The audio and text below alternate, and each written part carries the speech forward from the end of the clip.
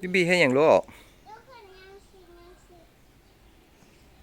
เล่นอยู่เลื่อนดินทรายว่ะเล่นดินสออยู่ก็คือเอาก้อนหินไปใส่แล้วกับแล้วกับเล็บอียักอียัก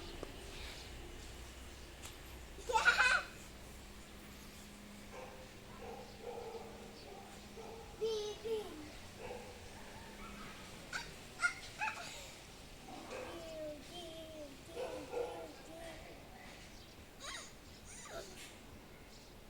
ิวดิวดิวดิวดิวดิวไอ้เฮ้ยมันจะโยนมันจะโยนได้โอ้ยนั่งดิว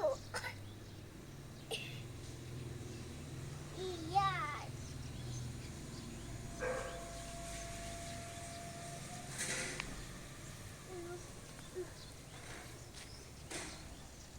อีย่าอีย่าอีย่าอีย่า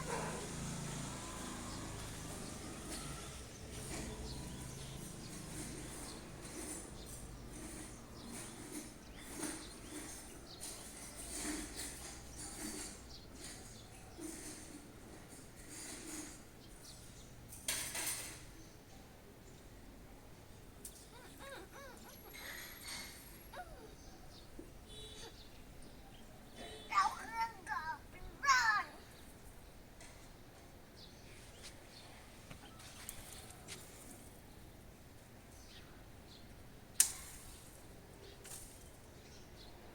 นี่แน่นี่แน่นี่แน่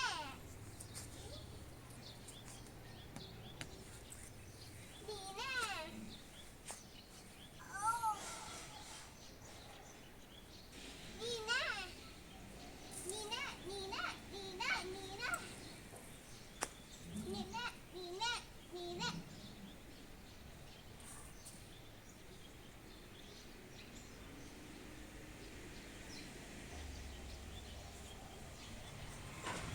เอ้ยเอ้ยเอ้ย พ่ออันนี้เป็นอีหยังนี่ฮะก้อนดินลูกก้อนหินลูกเอาไปปั้นเป็นตุอันนี้ก็ได้ว้ายอืมก้อนดินลูกก้อนหินสึกนี่เราจะเอาตุ๊กตาลูกจะเอาไปเล่นตังตังลูกจะเอาวางไว้นี่แล้วก็เอาไปเออนักนักนักนักนักนักนักนี่แน่แล้วนี่แน่นี่แน่นี่โอ้ยโอ้ยโอ้ยโอ้ย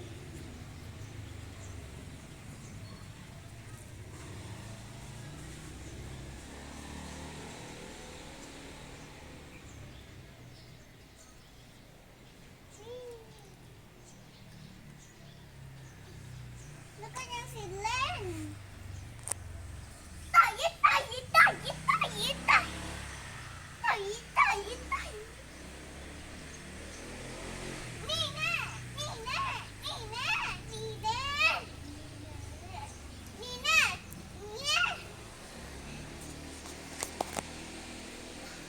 ก้อนหินอีกแล้วนี่แน่นี่แน่นี่แน่นี่แน่นี่แน่นี่แน่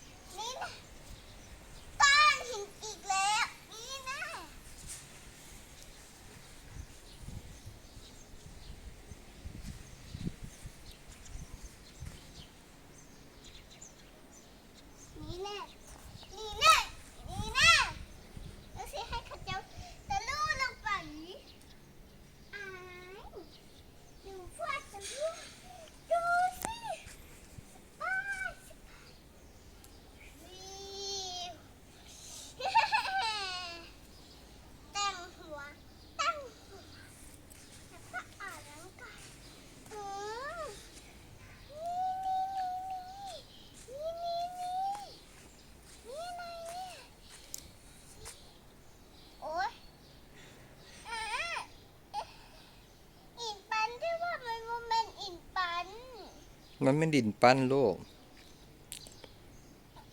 มันอิ่มไปมันต้องเป็นสีๆละ มันเป็นดินปั้นที่บ่มีสีลูก อืมมันก็เล่นขักอยู่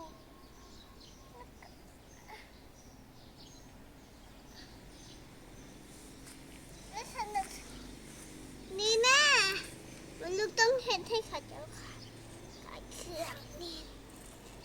ขัดเจ้ายังสิขายเครื่องแล้วสิให้ไผ่แล้วขับไปเอาคันก็เอียป่ะ หืม